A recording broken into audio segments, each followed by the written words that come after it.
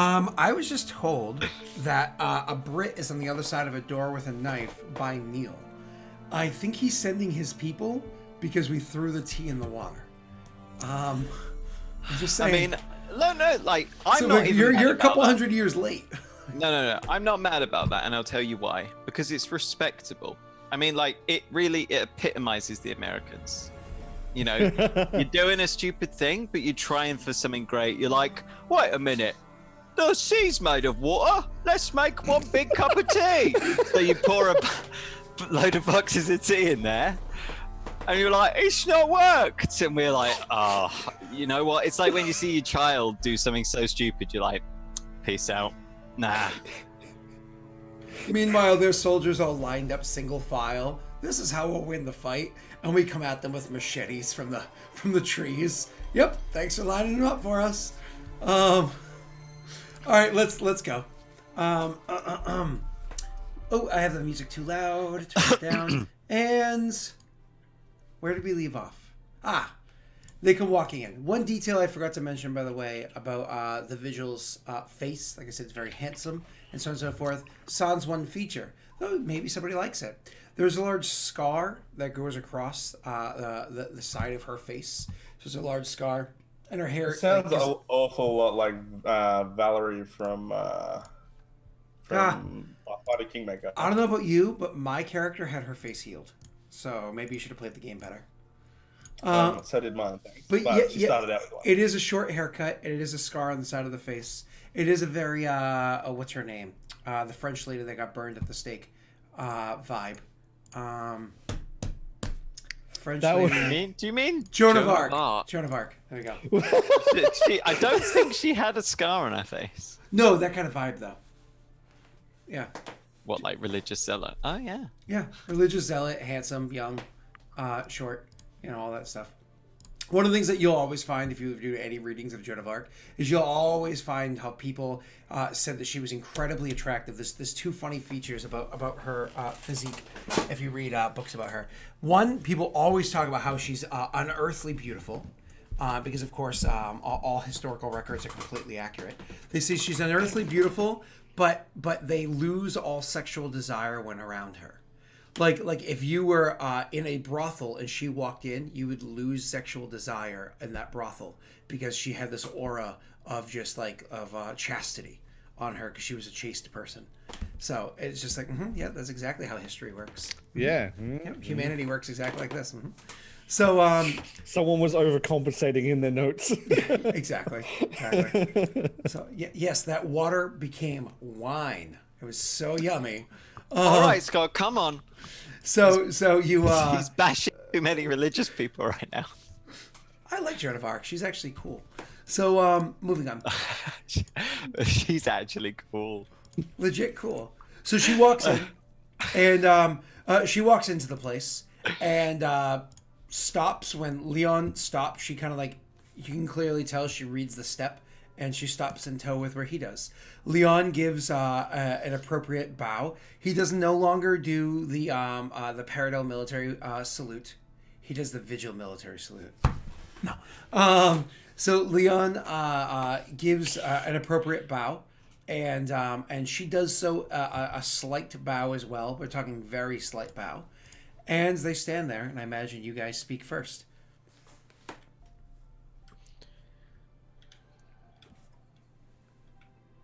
In which case, if you don't, she first. If you No. I'm motioning. Hello again, and welcome. I hope your trip wasn't too tedious. Oh, my apologies. Sorry. So you say, I hope your trip wasn't too tedious. She says, I know these woods. It was fine. It is a pleasure to finally make your acquaintance, Lady Vigil. Likewise, I've heard a lot about you.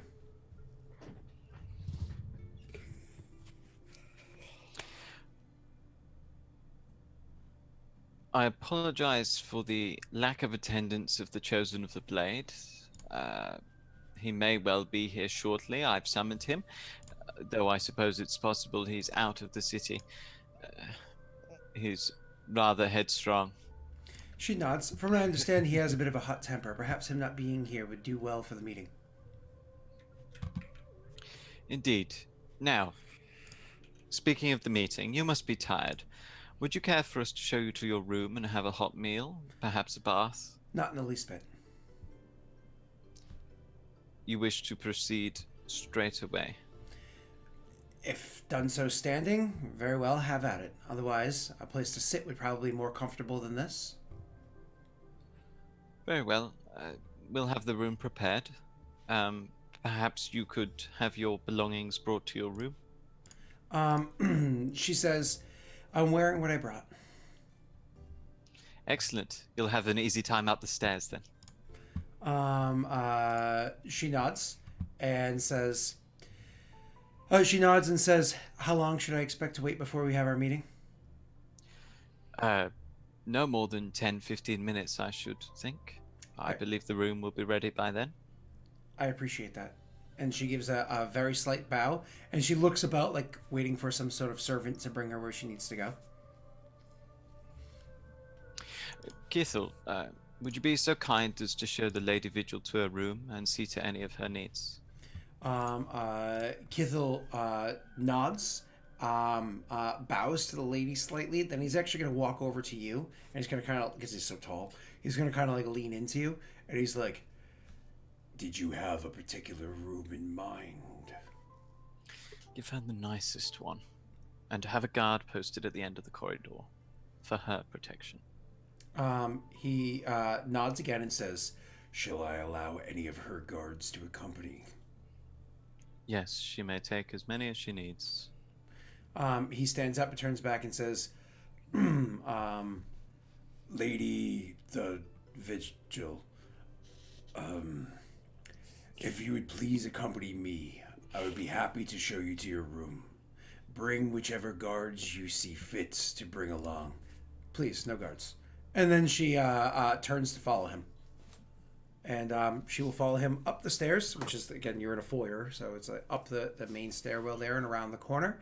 And all of her guards stay in the hallway or are outside the castle, and they walk out of earshot. The doors, of course, have closed at some point in time as they're walking off. So it leaves, with the exception of, it leaves you, Leon, and you two, Leon, and whatever usual guard attendants are inside this chamber with you.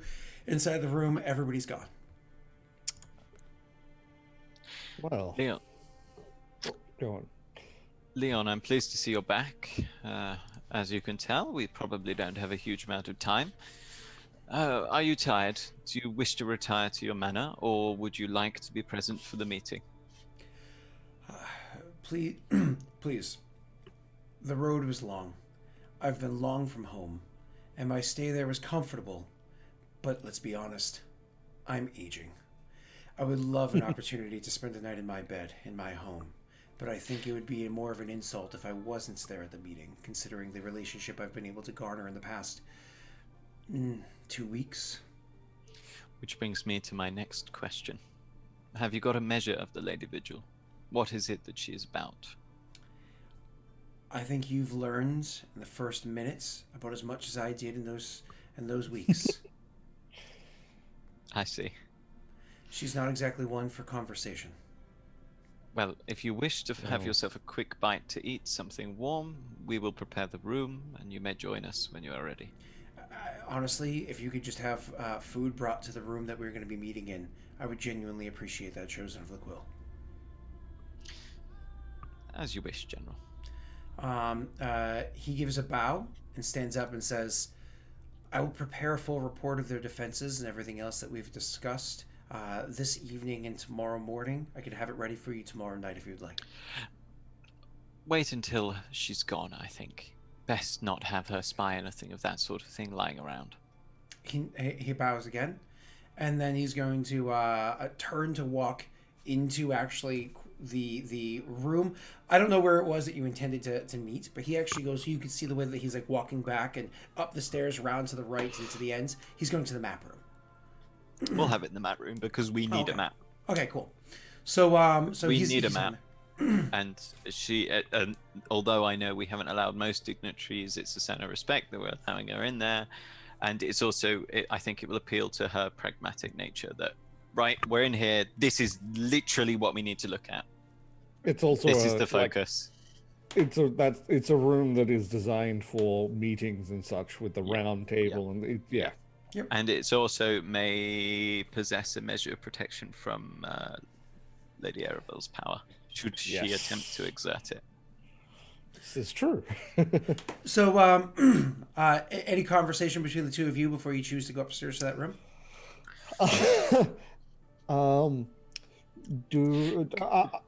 We have the map up on Roll20. Yes, well, I can put the map on Roll20, but don't forget you have it as a pop-out, the full map. Oh yeah. Yeah, I need so I can draw on it. Oh, okay, gotcha. I'll do that for you right now. 1 second. Sorry, Tesh, go ahead. No, that's fine. Do we have any word on one? Just like looking around to the various guards in the room, just if anyone's gotten like a whisper while the meeting was happening. As soon as you say that, one of the guards bows and walks out of the room. Good. Okay. Yep.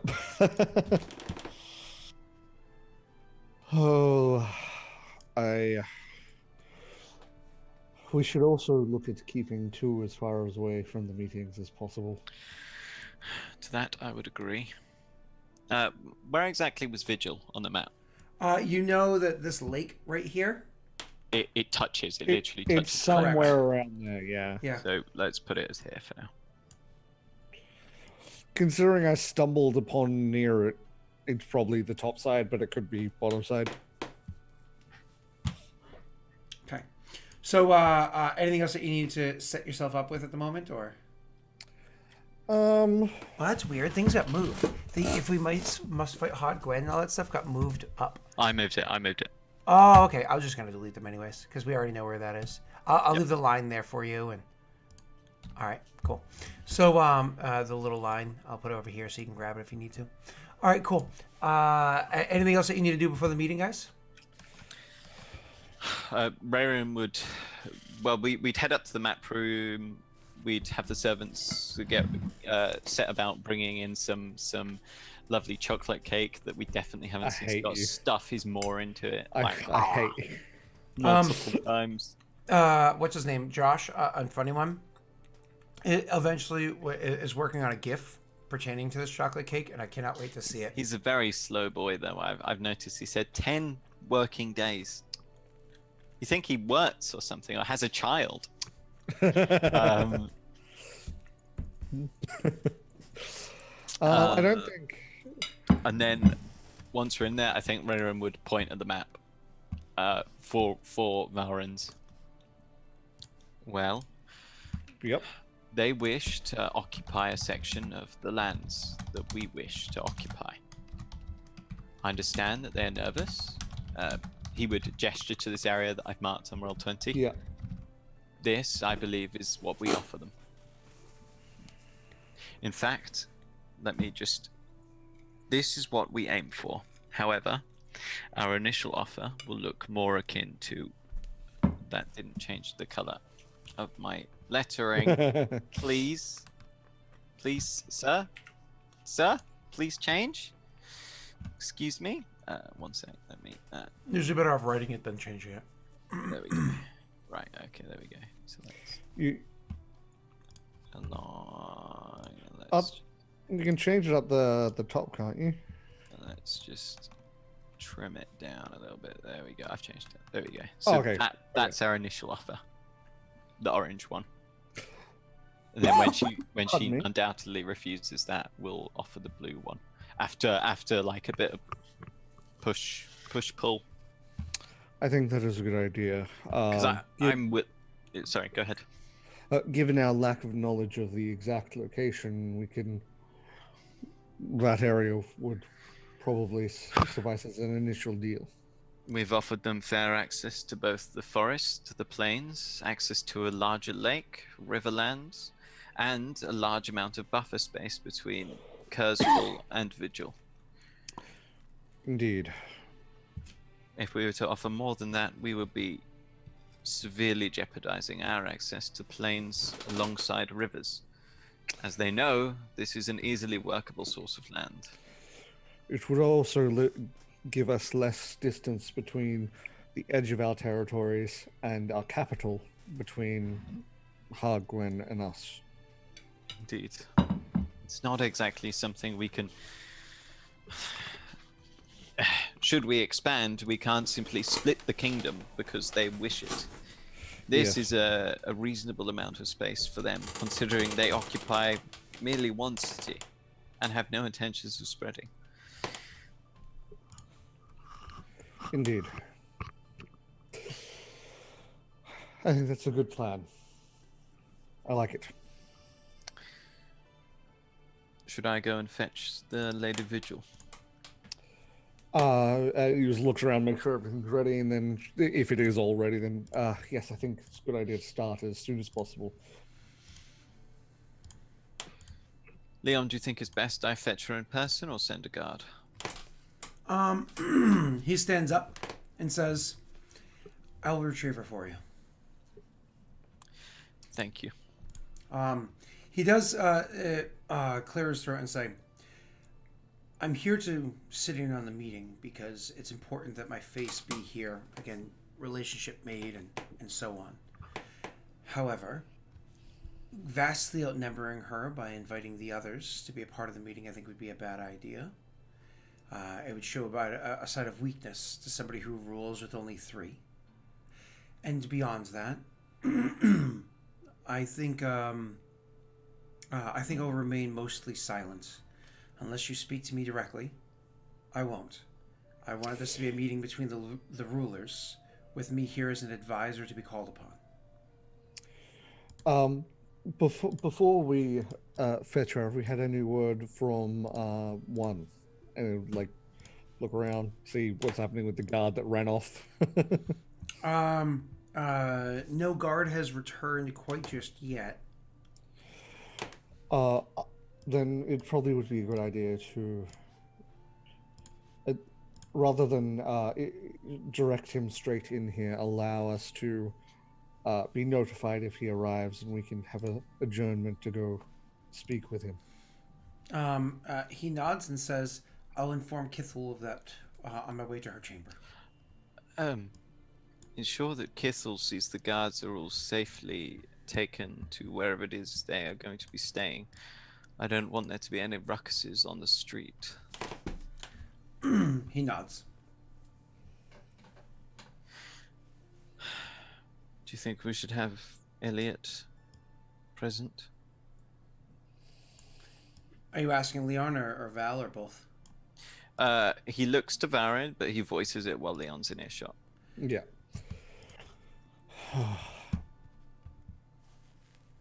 If Val doesn't respond right away, Leon shakes his head. I think, unfortunately, as much as I would like to have him in the room, I believe it is a good idea to just have it be us. We are bartering with them for lands that they think is neutral and should remain neutral. By displaying before them a token of their gift to you, it might be a sign of weakness. Not that I don't think that she's the kind of woman that looks for every weakness to claw at it. Proffering your gift in front of her. You have made your point. Very well. I feel like Elliot's role in this will come later, once this is done and we're negotiating for friendlier terms such as trade deals and such. Okay. And so he bows and leaves. And actually, like right after he leaves, one of the guards will come in the door and say, "Chosen of the Hearth, I've received word of what happens with Chosen of the Blade. He apparently, after hearing of the soldiers being here, had collected 2 horses, and him and his companion 2. They rode out of the town. They head east. One of the guards made mention of him saying he was going to Rid." Ah. Well, that does get 2 out of the picture. At least. The guard bows and leaves. I was saying this to Rayron. Of course. Okay, so a few minutes later, the door opens up and Leon is opening the door and holding it for her to walk in. And she says to him, she walks by, "How many times do I have to tell you? You do not need to do that. I'm perfectly capable of turning a handle." And then she walks by and comes into the room. And she slows down her walk almost immediately as she enters the room. Like it's one of those, almost like a snail's pace, as she's like awed by the structure of the room, the design of it, the table that's in the center of it. You can see her looking around and just taking it in.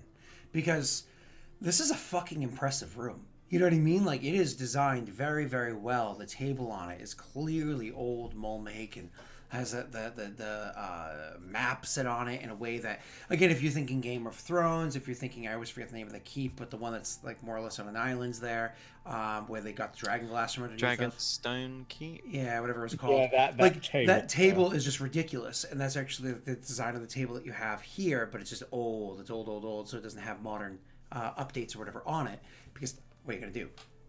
Carve away some of the stone? So it's very impressive. I would imagine we would have things on the map to signify that we would obviously have anything that is not needed to be known right now off the map for this meeting. I don't think you have any secrets. I don't think you have any secrets you have to worry about on the map. For the most part, I think what we would do, we might not have all of the. No, actually, I don't think we have anything to hide, really. We would have Hardgwen deliberately have all of the Hardgwen stuff signified to show their movements and such. Perhaps just any markers that you would have shown for like lines drawn for her, you would have removed those to start the meeting. Of course, that was for us. No. I meant on the map, like whatever signifiers you have for there. I imagine they're not on there. Oh yeah, they're not on there at all. No, this is a plain map. Yeah, the one that's more a tool for us as players so that we can. The one detail that's on there that maybe you don't want her to necessarily see is all the old keeps are on the map as well, but there's nothing you can do about that. They're formed into it. So yeah. So anyway, she walks in. She clearly slows down and is taking it in. Do any of you guys choose to speak to her first? Val would.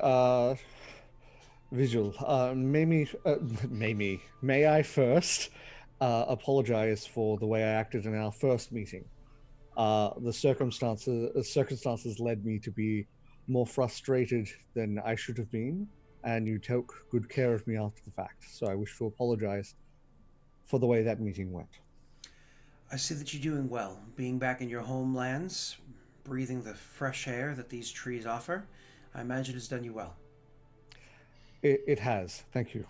Victory on a battlefield also helps to mend one's broken heart. Well, what did you say that you cut out for me? Oh, victory on a battlefield also helps to mend one's broken heart. True enough. She'll go over and place her helmet onto one of the chairs and slide another one next to it out. Because she's still wearing everything that she walked in with. She took nothing off herself. She slides the chair out, like she's clearly saying, "This is where I'm going to sit," but she doesn't sit down or anything like that yet. And she says, "As for what to call me, my title is actually the Vigil, not simply Vigil. However, I think it would be obnoxious if you had to keep referring to me that way. Octavia is my given name."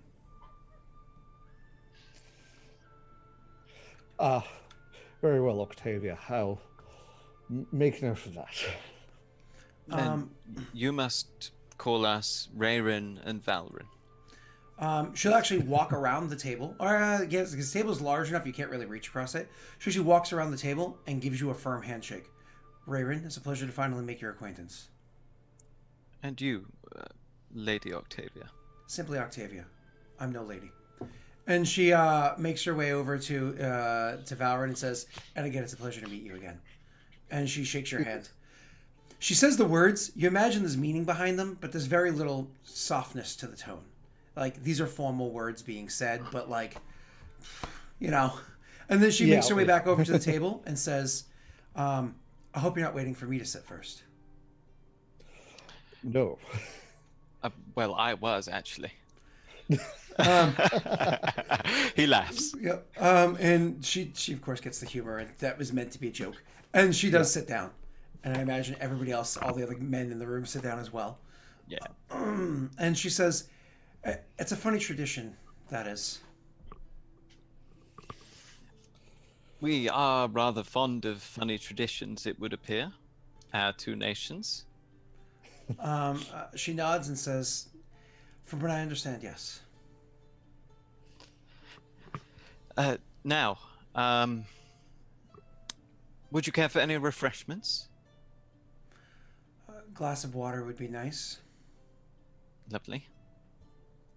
Rayron, I like because he's asked for them to be brought in. Rayron would get up, pour a glass of wine for himself, Valrin water for her, and then look at Leon. Leon would take water. He would distribute them. Yeah, And he doesn't and drink then- often. and then sit back down. Okay. Please help yourself if you require anything to eat. Hopefully these discussions will be something that doesn't put us off our food. Leon's gonna go for soft food. He doesn't want to sit there crunch on crackers and whatnot. Yeah, it's just like everyone turns to him and he's like, sorry. So I think we should have the.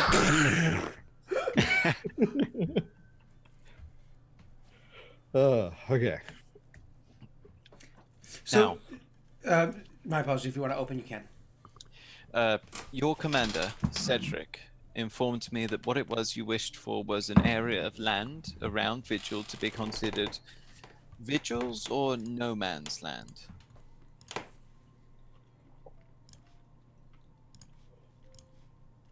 Sorry about that. That wasn't my wish, but now it is. All the details that were gone over between you and Cedric were details that were done of his own decision. From what I understand, he was a bit of an ass. Val wouldn't laugh at that, but I'm laughing at that. Rayrin like goes. there is that look. He's certainly dedicated to the defense of his people. As he should be. It's his position to do so. People have appointed him for that job, and he does it well. As for the lands that you were discussing, Vigil has maintained 4 walls and a lake. And has maintained 4 walls and a lake for over a century. It will continue to maintain 4 walls and a lake as long as doing so is what is best for its people. I have no desire, I have no reason to expand our lands beyond what it has been for over a century. Our forebears were very wise in the decisions that they've made. We've prospered. We've done well. We're well defended against anybody who would choose to bring war to our doorstep. However, we want to be able to move freely between our lands and others. Now, should you claim all of Idir, we could have a treaty that allows us to do such, move freely. But nobody wants to step out of their front door into somebody else's land. That just sounds off-putting. So, I would like to come to an area, as you've described, as No Man's Lands. A very disappointing video game that unfortunately took many years to make and pissed everybody off. She doesn't say that last part. Yeah. I don't think you needed to state that.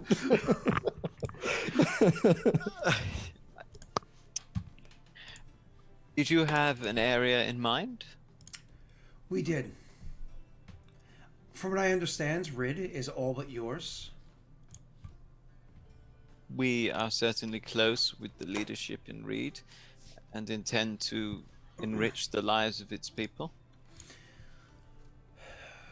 This side of the river, let's call it a dozen miles south of Rid. Draw a clean line across to this side of the opposing river. South to all the river lands between. This side of it, we wish to have this side of the river bank clear, free for all people. Anybody can choose to go there under no law other than the basic laws of Idir. We all know those laws. You and I have formed a relationship recently because of other people breaking those laws, and we can discuss those things shortly. Could you draw on exactly? Yeah, where because I assume first? she would point and. It makes it easier for me. I'm fairly certain I know what she means. Yes. Now, there's a bit of a confusion that is going to happen here. In the area that I've discussed, from bank to shore to bank, to that basic line, and she will actually get up, draw out her sword, because of the size of the map, and literally lie her sword on the table, so it makes just a clean line right there. Like, it's just because she's a very practical person. Like, there's like stacks of pointers over in the corner, and we're like, Yeah. Valor just from here to here. So she like draws her sword right there. I won't draw a little sword. And she says, Forvin falls into this land. However, as I've understood, the words said by the gentleman missing from the meeting, the words said by one, that's his name? it is. Peculiar name. The words said by one stake claim to Forvin already. A very militant claim, but I think he was also heated in the moment that he made his words. Forvin falls into that land. However, I do not care whether or not Forvin would be yours, their own, or otherwise. That's not my concern. My concern is visual.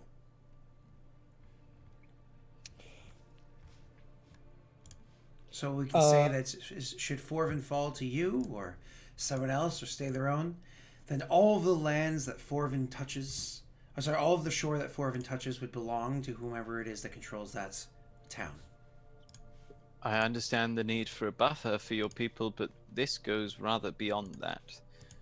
If you needed free travel, simply being able to reach one of the banks of the river system would suffice.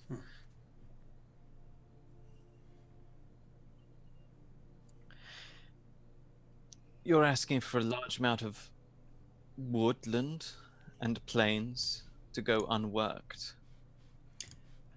I'm asking for a large amount of woodland and plains for the people of Vigil, the people of Valoran, and any other people that might happen to come across it to freely enjoy the beauties, the natural beauty of Idir.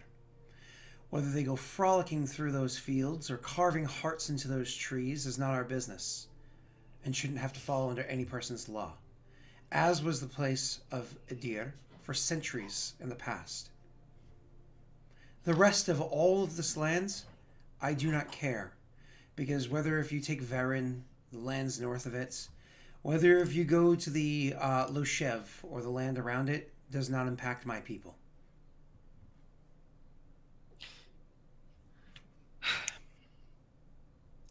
And we both know that Hodgwen will be approached. It was Octavia, right? She nods. No, he's not. Oh, out of game then, yes. Yeah. Octavia, if your lands lay upon the outskirts of Idir, then I would be more than happy to give you exactly what it is you want. I understand that may sound presumptuous giving to you, as it is not something I possess. However, Vigil is in the very heart of Idir. These heartlands should become a mass for commerce, for trade, for villages, for life, not just that of nature. Nature will survive. Nature will survive throughout Idir. However, this land is well fed by trees, by rivers. It is fertile. It is irrigated. This is, dare I say it, the best area for Idir to generate a cosmopolitan culture. We're not saying that preserving some of this area, as you said, in the no man's land, is not an option. We are showing the reasons why there are certain areas within where you have put the lines where we would wish to cultivate. First and foremost, it is the best land of Idir. It was selected over 100 years ago by my forebearers because of that. Every one of them coming from a military background, being military minded, and knowing that at some point in time we would be pursued militarily. So we selected it well. Secondly, It is not a matter of preservation of nature. It's a matter of open land for all people. I know that it is the best land. It was chosen for that reason. As for whether or not someone's going to utilize that land, let's say, because they need a tree or a farm, certainly there will be trees cut and there will be farms had. However, the land is to belong to nobody. I'm not asking it for my people. I'm not asking to expand. As for metropolitan, as for cosmopolitan, as for commerce, we have stayed within 4 walls and 1 lake, and we have grown into a metropolis. We have quite the cosmopolitan area, and our commerce thrives. As will yours, especially since you'll be taking all of the rest of Idir all around, and probably have full use of all waterways as well, since we're looking for no waterways. We're not looking for any claim on the water beyond its use. Passage of a boat, collecting of it for our use, and so on, when it's been properly cleaned. Simply to the bank, for it to be clear for other people to use as well. We're not drawing this necessarily because I care about the free people of Idir, but because it is a comfortable buffer zone. It is a clean line that says, should you grow hungry in your expansion, we know you mean war.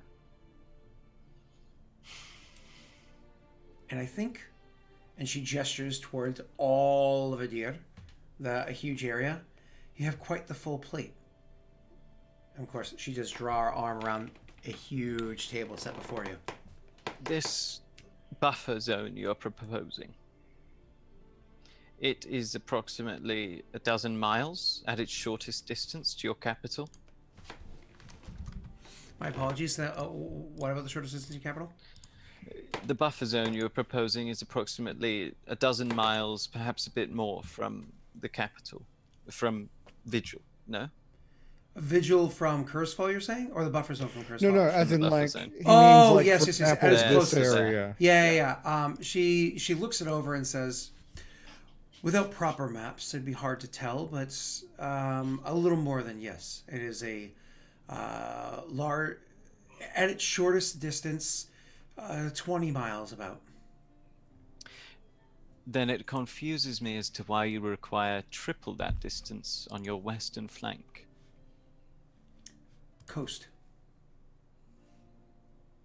You wish for coastline. Correct, yes. It's a very defensible spot should we need a fight there. But you did not want access to the rivers. We do not need to travel across the rivers. We do not wage war on other people's lands. We defend our own. A river is a good chokehold. If somebody must cross a river, they are at your mercy. You can get as many soldiers as you want onto a boat if you'd like, but that boat will be set ablaze and you will die in that river. You can construct a bridge if you'd like, but it will be destroyed while you're standing on it and you will drown in that river. I You can try to understand swim. the benefits of a river, Octavia, but unless you're fighting orcs, they're simply going to go around north and head down south. Only an idiot would attempt to attack you in that manner. And if they choose to go around north and attack south, there will be a nice large buffer for us, wouldn't there? Our wonderful, our wonderful companions, the peoples of Valoran, since they will already be traversing on your lands. Indeed.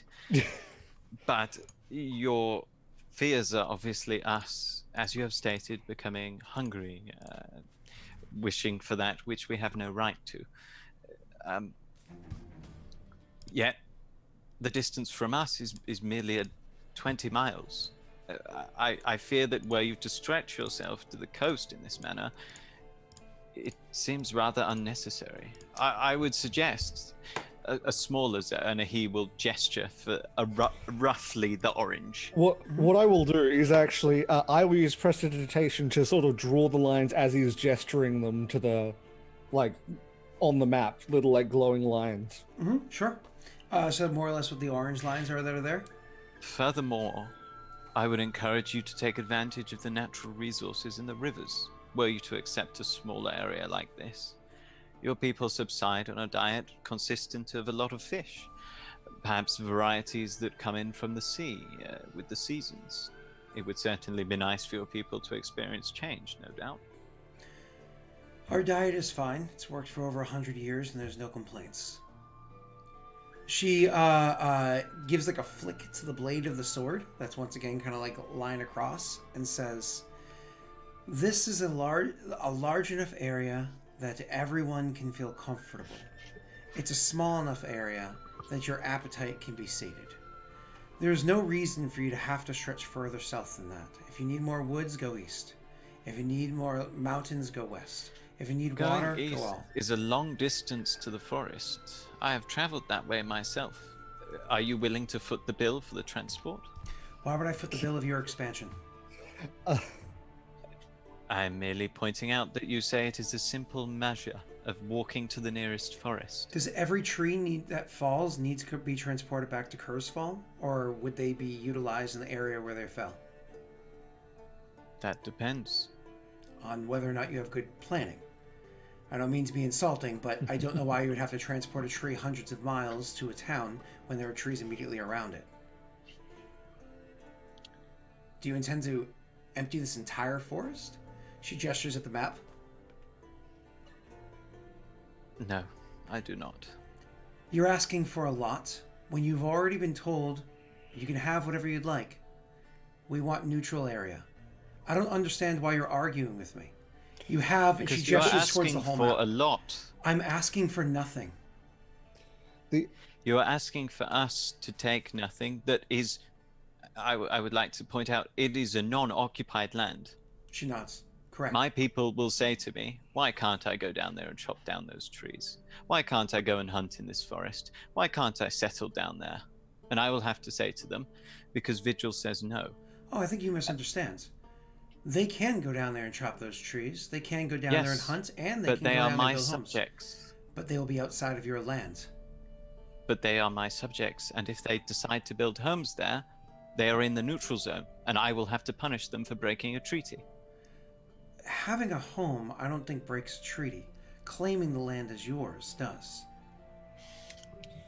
I think the area that we're most worried about, and he'll gesture to let me sort of this area. Specifically, if we were to take the areas around Forvin, having this area and access to the river is likely fairly important for commerce and such, and fisheries. Would instead you take a little bit of a larger buff, and he'll like gesture to like this area, maybe a larger buffer here for less of a buffer there. Could fisheries not be made on the western bank of the river that you're gesturing towards? Could you not traverse along the river on either the eastern or western bank for the sake of commerce? Or perhaps on the river itself? Say we were to build a road to Forvin. It would be a lot longer of a distance for us to travel all the way across to Loshiv than down to Forvin.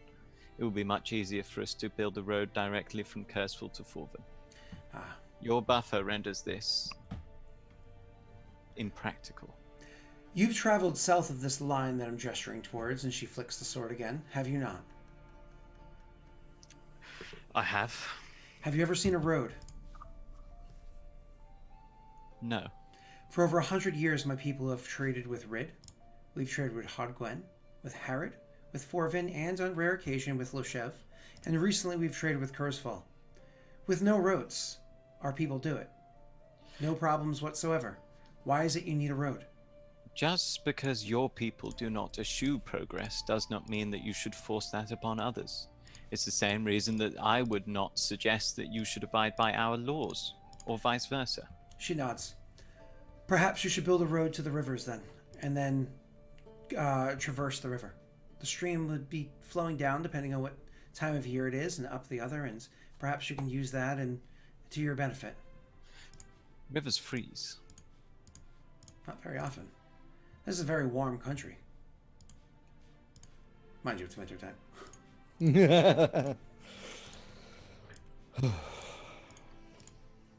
Why are you fighting me? Why are you fighting me when you have all of this? And she gestures towards the entire map again. Because I do not have all of this. There is no guarantee that I will ever have all of this. She nods. However, what I can guarantee is that people would not stop me. Say I traveled slightly south in areas. Say I traveled slightly southeast in areas. I'm simply arguing for my future freedoms and for the future freedoms of my people. I do not wish to restrict myself overly when I don't know what my outcomes might be. As am I arguing for my future freedoms and the future freedoms of my people. I do not wish to walk out my front door and have me standing immediately inside somebody else's lands. These small areas that you gesture towards are a pittance of lands. This area that I gesture towards, she flicks the sword again, is a pittance of lands compared to the hundreds upon hundreds of miles of lands that we were discussing. This is a small pittance of land. Is it good land? Absolutely. Good lands that we won't even use very much of other than, well, to trade with the towns around it that currently are not yours. And in the future, if they are, that's trading with you. May I suggest? He gestures to the blue circle. This is an area I would be more amenable to leave. However, I understand that you do not wish to leave it. If we were to follow your buffer zone that you desire for 3 years, afterwards the buffer zone shrank to my suggestion, proving once we have built up a relationship, you would trust us. We would trust you. You would no longer be fearful of an attack. The requirement for such a large buffer zone is not so much, and it would pay dividends to us to have a smaller buffer zone at this point, as we would have a greater requirement of roads to increase commerce. Perhaps you know something I do not. You do, of course, utilize the titles of chosen, so maybe that's true. Maybe you do have gods that back you. But the idea that you're going to be so far stretched in the lands that you grab over the course of the next 3 years that you need to go south of, she flicks the blade again, this line right here, I find hard-pressed to believe. You have an incredible amount of lands before you, an incredible amount of land around you in every direction that you could stretch into with little to no persons to stop you. In 3 years, you'll need to revisit this now. I'm not looking for this treaty for anything that would ever transpire in our lifetimes. Unless you know something that I do not, it is very likely that it's our children, grandchildren, or great-grandchildren that will be dealing with this treaty and whether or not you'd be bucking against it.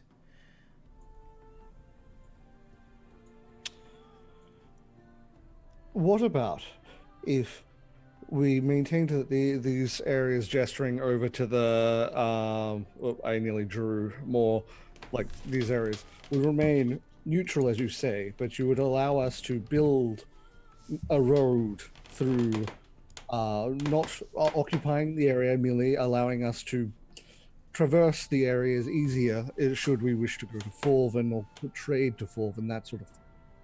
Would that be amenable? Roads require guards to protect them. She thinks for a moment. Well, I have no problem with you marching through these lands with any guards you'd like, because they would not be my lands. They would be open lands. She thinks for a few more moments.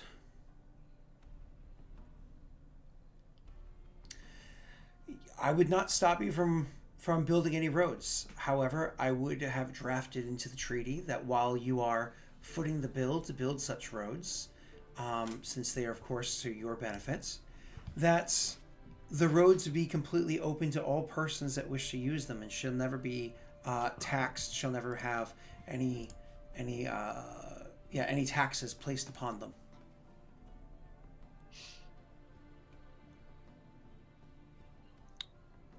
They have to be free roads. If that is the case, perhaps Vigil could contribute soldiers to guard it as well. Vigil would be honored to contribute soldiers to guard a road that they would also benefit from. Good. Can we get some of this? Let's get rid of all this scrap, this tat. Get it off. Other Okay. than it, Nope. I can't delete those ones, unfortunately. I don't know why. What, really? Yeah, it won't let me No. grab them either. That's weird. Let me try again. They have become one now. I hate to say it, Octavia, but kind of written in stone now. um,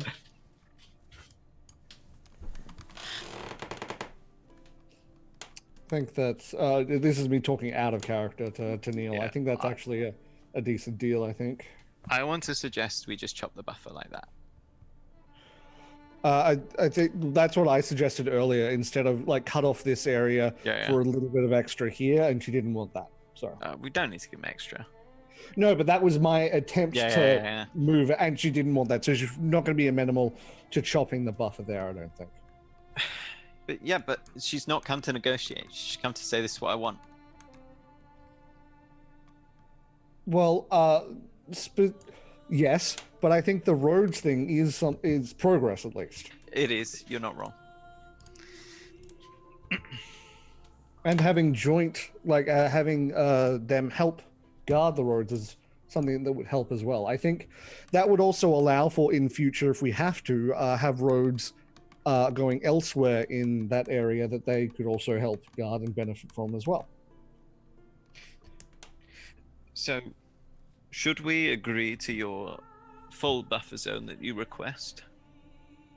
You agree that we would control the banks? Should we possess any settlement of that in that area? She nods and says, and I understand that. She said, well, she does not. She says, yes, and I understand that should you take a settlement, say Forvin, under your control, then absolutely that bank would be there. Should another settlement be created, however, I feel as though that would be a test of the treaty. Yes, I understand that it would be rather impetuous of us to build a settlement merely 20 miles from your city. She says, yeah, and of course you made a joke there. She says, what was I going to say? Oh, no, you didn't. Never mind. I thought you meant something else. I misunderstood. She says, however, the far banks, all yours. Not now, but when you collect them, all yours. I believe we are coming to a close on this conversation so we can move on to other ones. Are we agreeing that this line right here, and she doesn't flick it this time, she just kind of like runs her finger along the blade. This line right here would be an amenable one, that we will leave all land south of here within the banks, confined by the waters. We'll leave all this here as lands that is a neutral zone for all peoples of Idir to appreciate. With two conditions. Please. 3. Please. First off, I would specify people of Idir. I want to make sure that this cannot be used as a land that others outside of Idir could use to gain a foothold. Are we concerned about anybody in particular? I would be particularly concerned with,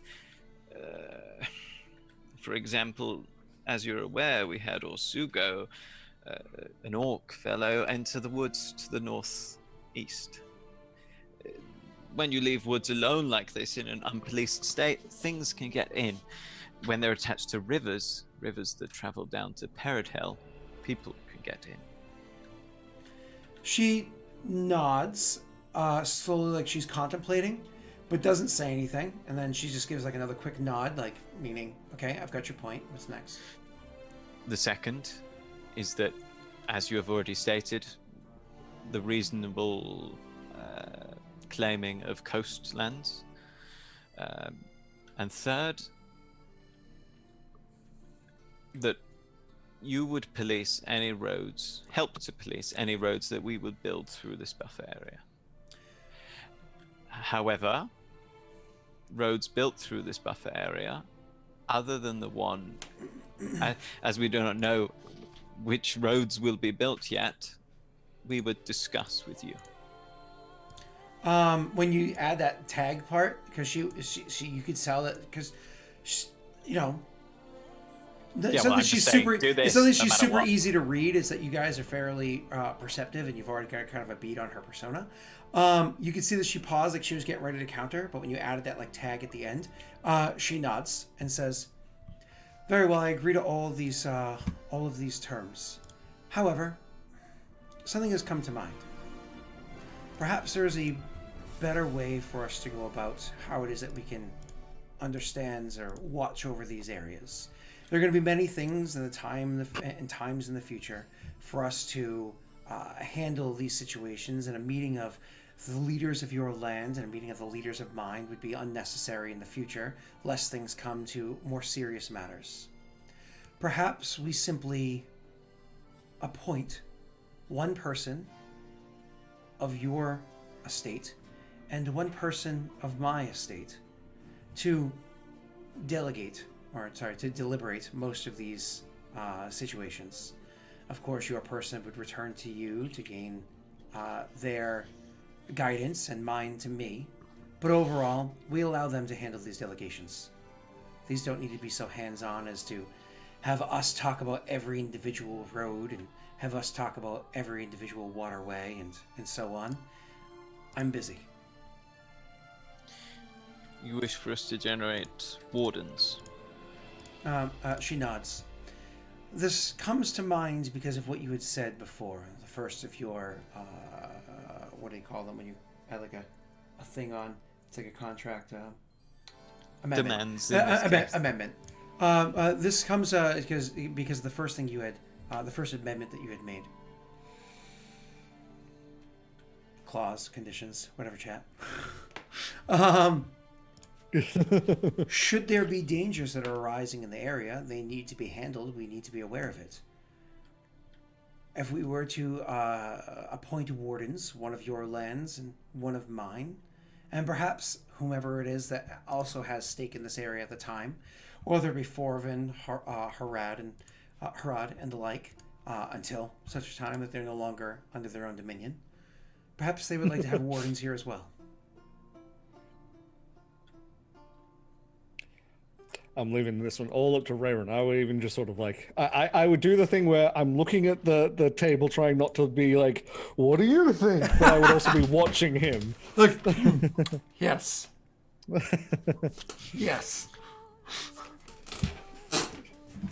This seems. He's already learned he's better at this than Val is, so he's gonna let him do most of the talking. This seems reasonable. Indeed. I would add one more clause to that. We're making a treaty, and we want to be as amenable to one another as possible. When a warden is appointed by my state or by yours, they must be approved by the opposing state, so that we know that we're not dealing with unsavory characters. Agreed. She will stand up and walk around the table and shake your hand. Before he takes Both her hands. hand, Rayron would like look to Varen like we're in full agreement. Yes. Yeah, and then And he yeah, would give the nod. Yeah. I understand that we're shaking hands because we're coming to an agreement, and I'm glad that we were able to come to such a wonderful decision. However, I also understand that you are two, and there are three. So, I'm looking forward to seeing how things shift once your companion arrives to have these conversations with the two of you. One is hot-headed, but he is wise. I'm sure he will see the benefits of this situation. I don't mean to insult his character. I just simply mean that you have opinions and his might differ.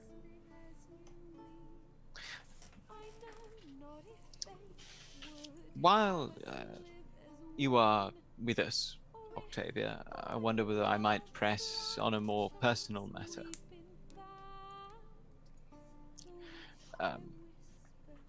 We were wondering if you might have traders that regularly trade with Haut Gwen. We do. And she makes her way back over to her seat and sits down. We were wondering if you might collate us a report of Haut Gwen from these traders. We don't just have traders in Hodgwen, we have spies. Hodgwen is actually the only city that we have spies in, and we've had them there for about 60 years, because Hodgwen's practices are unnerving to everybody in Idir. Indeed they are. I'm glad to see that our thoughts align so closely on this matter. As a matter of fact, I'm looking forward to this conversation. It's one that I wish that I could have had Cedric accompany me with. He's had an opportunity to calm himself. However, I think it's best that I be here. She looks at, gestures towards the area that, she takes her sword off of the table. It's no reason to be obnoxious. And she puts it back into the sheath. And she gestures towards the area that's clearly controlled by Hodgwen as of right now and says, this is a problem. Not Agreed. because that they're growing in size. I don't care about that. You're also growing in size, and I don't care about that. The two of you are going to come to blows, and there will be a victor. And generally speaking, I would not care. Let you two have at each other's throats, and let the victor be victor would usually be the perspective of Vigil. These are strange times, however. Something happened in Hodgwen, and the people are suffering. They're not my people. I don't care. However, this is beyond typical suffering. They're dying in droves and being forced into war because I think that there's something additional happening in Hodgwen. We believe so as well. We would like to try to enter the city and resolve the situation, but that would be rather difficult for us. Difficult how? Our faces are known in Houtgwen to a degree, and unfortunately, subterfuge, at least in the form of sneaking around, is neither one of our specialities. What do you hope to accomplish if you were to personally enter Hodgwen? We understand that they are suffering from a shortage of water. It's one of the things I was referring to. She nods.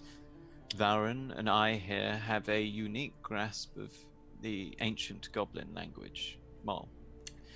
She looks around at the room and says, experienced to a degree, I imagine? We are aware that it is built on ruins of a form, and we would look there for answers. There are ruins north of Hodgwen as well, but you know this because our people went there and released some of the one of the captives that were there. And from what I understand, there was another pretty decisive blow delivered there by your people.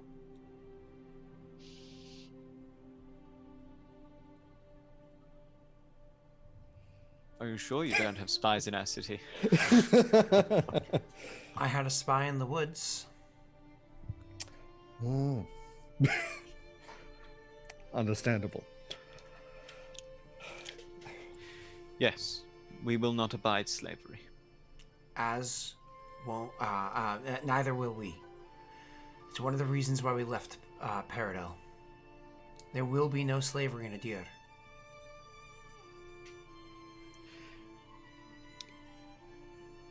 I wish you could see the look on one's face when I tell him you said that. Why would he be surprised? I am unsure how much I should tell you, as this pertains to one's personal life. However, I will say little so as to inform you. He was once a slave, and he resents any form of slavery with all his heart. It's a despicable trade.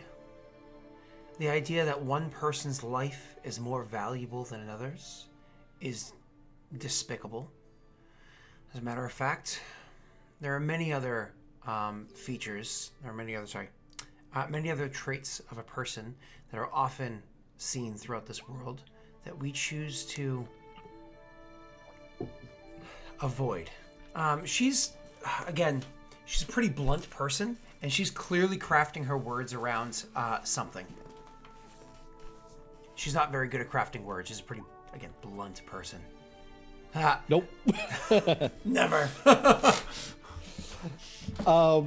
So you think she means what she says, but she's just not conveying it particularly. She means what she says, and she's avoiding something specifically. Yeah. So there is something that she's avoiding, but she means what she says, sir.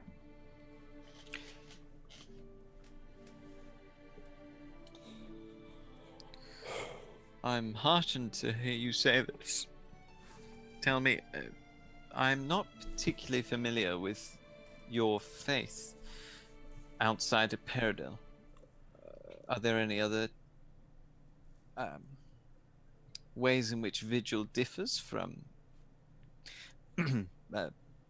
the mainstream religion?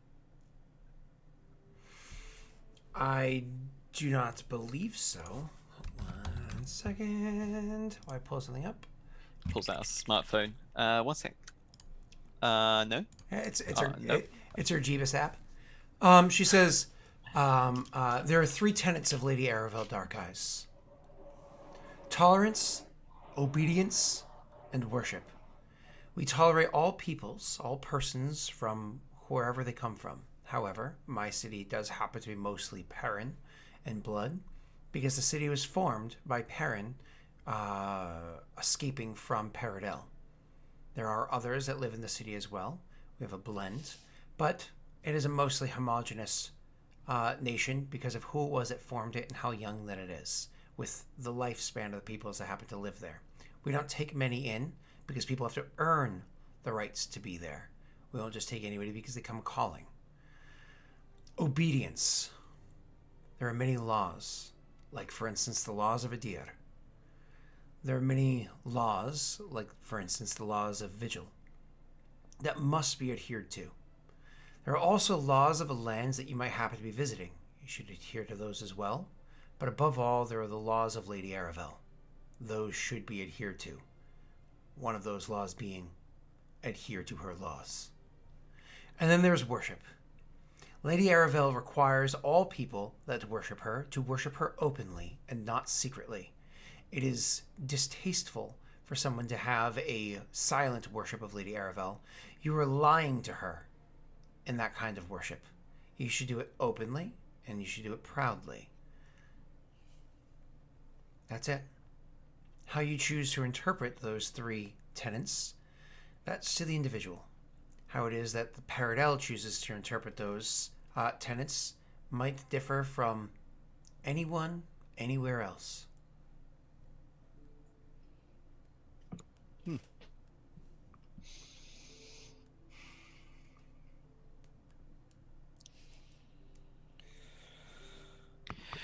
Valrin and I, and one, wish to defeat the leaders of Houtgwen with the minimal amount of bloodshed required on behalf of its citizens or ours. Indeed. It seems to us that the best way to do this is to solve their problem, the shortage of water.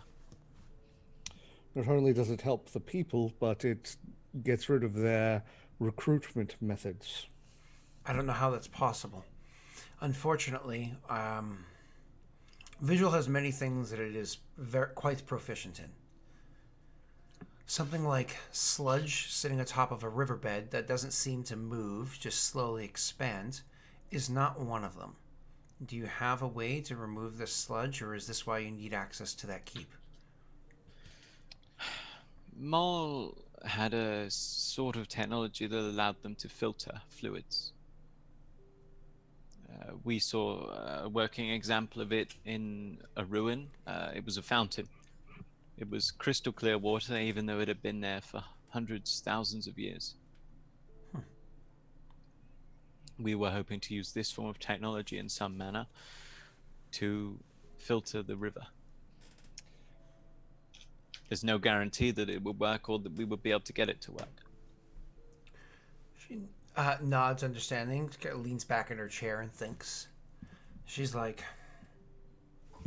well, more peaceful way of resolving this conflict would be better. I do not, again, care about who controls what lands. I simply care that this kind of travesty comes to an end. It's outside of Vigil's normal approach, but something seems to be amiss there. The actions that are being taken don't seem to be the actions that a normal person would take. Perhaps we just don't understand quite how deep evil runs, but even those of the Paradel military ends, they run awfully deep, she says, slowly turning her gaze towards Leon. And then she'll kind of look back at you as she starts saying again, would never do something as horrifying as this. May You I think ask? there's something is wrong with the leadership? He gives Valren like a worried look. Yeah, may I ask? You've had spies in Hard Gwen. How long has the current leadership been in that position? Depends on the particular leader that you're referring to. Some of them keep themselves secret and behind masks, not literal. Some of them are more open. Specifically, I'd be looking at if they had the same leadership, and I would say however many months. I can't remember how many months. Like, It's like 6 or is it 7 months, new? yeah. Is it new, or was it in place before, say, 6-7 months ago? Some of them have been in place for a very long time. Ah, I would just give like Rayron a look, like yep, okay. You know what? I'm actually gonna. I am going to use message and whisper. Do we tell her about the curse?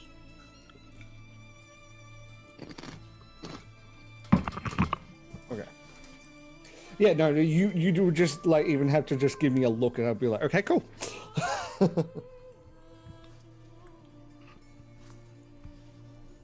In that case,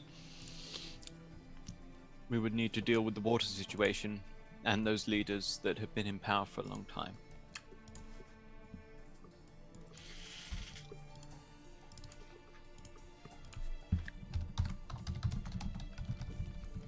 One second. I don't have. Yeah, I'm just gonna do this. Oh. This would be where I'm just rolling a daddy's die. On what? I would say Sense Scott. motive, because you guys are. Oh, yeah. Oh, okay, yeah. Yeah, okay, fair enough. Oh, I would say for if it's relevant, Scott, I wouldn't have specifically said curse. I would have said, do we tell her about it? No, that's fine. It's because she can't hear what you're saying. DC 25. Yeah, I perception is figured really as high. much. Yeah, it's more a matter of kind of Us reading. looking reading worried. this. Yep. All of a sudden. Yeah.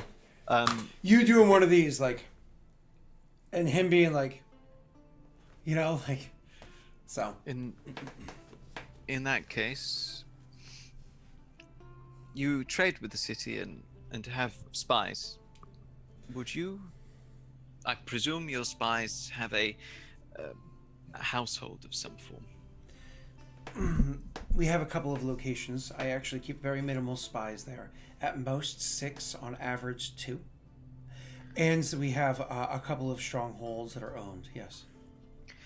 We would need to discuss with one, but if possible, do you think you could smuggle us into the city? The same person that took that smuggled Elliot out would be able to do this, I believe. However, you are a far more recognizable face. You would have to resolve that issue.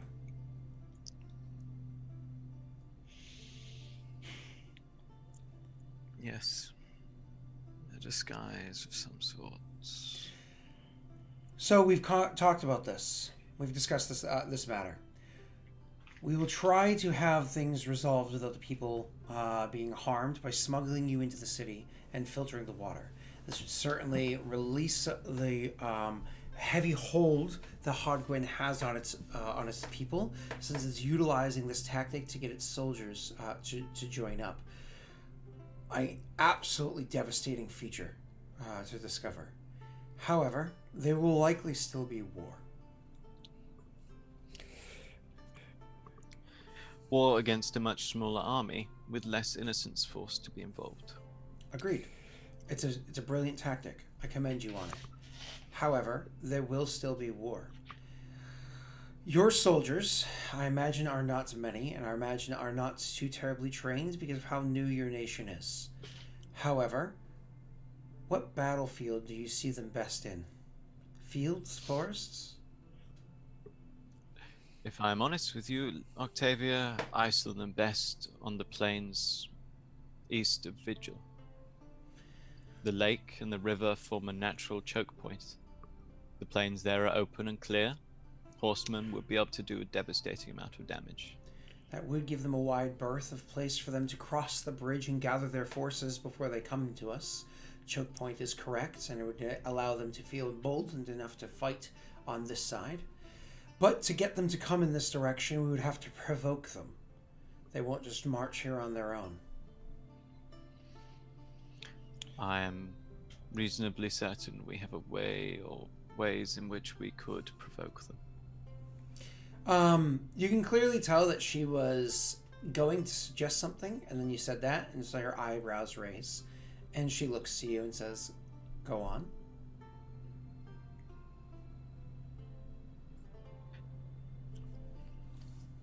If a member of their leadership was to be publicly made an example of, they would have no choice but to respond. Specifically, one of the ones that is behind such actions as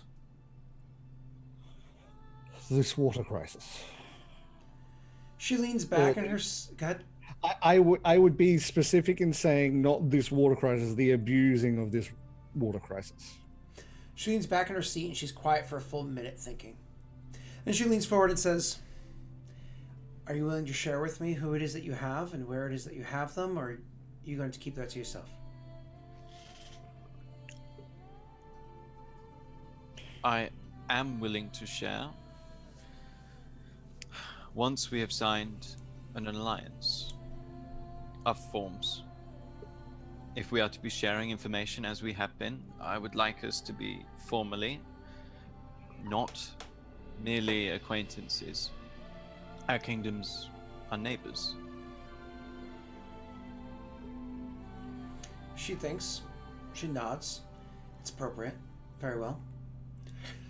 I'll be honest, depending on who the leader is, you can publicly flay them alive using magics to have every scream heard till the last stitch of skin is removed from their body, and then continue the torture from there, and people would gather around and watch with an afternoon snack and not give a flying fuck on what it is that's happening. First time she swore the entire time.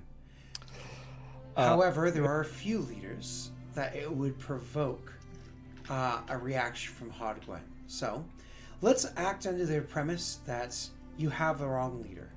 Let's act under the premise that you are not going to be able to provoke them with whomever it is that you have in your at your disposal, or intends to have at your disposal. We could provoke them. You wish to meet outside the walls of Vigil? Vigil can provoke conflict. We could be the bait. I'm not concerned about them throwing their corpses at our wall side, because that's exactly what they would do. Anybody who chooses to attack my homeland would die. They'd be smashed against the walls. You are looking at taking a risk, whether you perceive it as one or not, if you do this. It would allow us to pincer their forces in a way that would be quite devastating, though. I'm just curious what's happening in Hodgwen to cause these kind of decisions to be made. If we can't go on much further without some sort of treaty be drafted, I say the rest of this meeting is all for naught, and we should get the formalities out of the way. That way we can continue on openly and freely. That being said, you need to speak to your companion. I need to speak to the two other rulers of Vigil, and we need to make this formal. It is an old law of Vigil that that no more than one leader shall ever be absent outside the walls. I would like to host our next meeting. The three of you are known to leave your walls oftentimes together, all at once. I would like to host the next meeting in my home. That way you could come there and it could be seen publicly before all of the people of Vigil that you are allies and that your soldiers are allies and that we'll be working together. I would like this to be done. Have all formal treaty signs. There'll be time passing before, of course, we can have this take place. There'll be time passing, of course, before we can have this take place. Do you have a particular person that I should be sending that I should have my peoples work with for the drafting of this, so that the letter of the law is written in a way that's amicable? Speak with Elliot. He will be able to discuss anything, raise it if it requires our input. Hopefully he'll raise it, actually. He's probably thinks he knows better. She leans in. Is this the same, Elliot? Yes. Would it be easier if Elliot comes to Vigil with me and works with them in unison? If it's an individual as opposed to a group of people, it would make things a little bit quicker. We can save time. Respectfully, Elliot has just returned to us after being captured and tortured for an extended period of time. If he wishes, then I would not deny him. However, I would not be so rude as to ask the poor fellow. I would. Then, Octavia, perhaps we should go and give Elliot a visit. She says, very well then. As I wish to have these formalities out of the way that we can actually have a conversation. Understandable. She'll stand up and say, well, Hudgwen's concerned, but I think we'll be able to resolve it together. You have a strong mind that leads this small nation, and we have a strong army that can certainly counter theirs. We have an equal goal to reduce the amount of bloodshed that need be had across the board by reducing the number of soldiers that are willing to fight for Hardgwen. Attack their heart, then remove the head. It's a brilliant plan, and I think we'll be successful in our endeavor. I'm looking forward to the treaty that we do eventually draft. I'm looking forward to the relationship that we are able to garner as we move forward. I hope that your nation has all three of your gods smile well upon it, and I hope that you are as successful as you want. Understands that when the letter of the law is drafted, and all of my people and all of yours agree to it, it will be enforced, because it is the dictation of my lady that will be done. I certainly hope that your three gods give you the guidance that all of your future leaders seem to be as wise and sit upon the throne as comfortably as you seem to, and that in the future our nations are able to garner a long-lasting relationship. Indeed. Peace for a long time is what we are looking for. And I speak for Varen and myself when I say that we are pleased to have met with someone pragmatic and amicable. Indeed. Again, Cedric is a passionate man. He allows formalities to get in the way of what needs to be done. I hold nothing against him. I just felt that it wasn't a reasonable time to make such a deal. And she will, you can see that the first time it seemed genuine, this time it seems less genuine because she's just not the kind of person to reiterate or the kind of person to throw compliments too often. And she says, which is why the crown sits comfortably on your head. And again, this is your sense of motive there. It's not that she doesn't mean it. It's that, God, I just don't like giving compliments. It's just not her persona. Her persona is just to the point, get it done. We're good. So you're welcome to stay the night and return. I assume sorry, this is me out of character. I assume she's talking about heading back basically immediately. She says, I'll spend the night if it's necessary, and I do appreciate the offer. However, if Elliot is willing to ride within the hour, then within the hour we'll be leaving. Where is this man? Well, I would ask that you stay the night simply because we wish to talk to one, and I would like for the two of you to meet amicably, but we will have to talk about this. It would probably sit better with him if he met you here in our city before meeting you in Vigil. Very well then. But please, will I be able to borrow a whetstone prior to the meeting? Valorant would actually have a little bit of a giggle to that.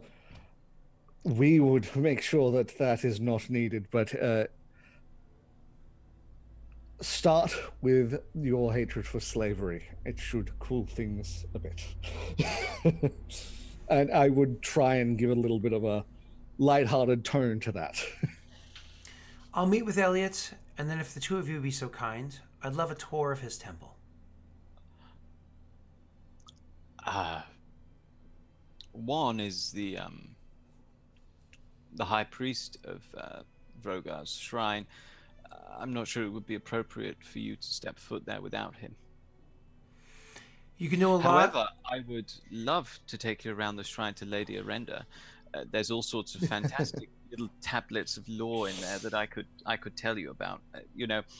There's a lot that has happened. Perhaps you're interested in modern politics in a multi.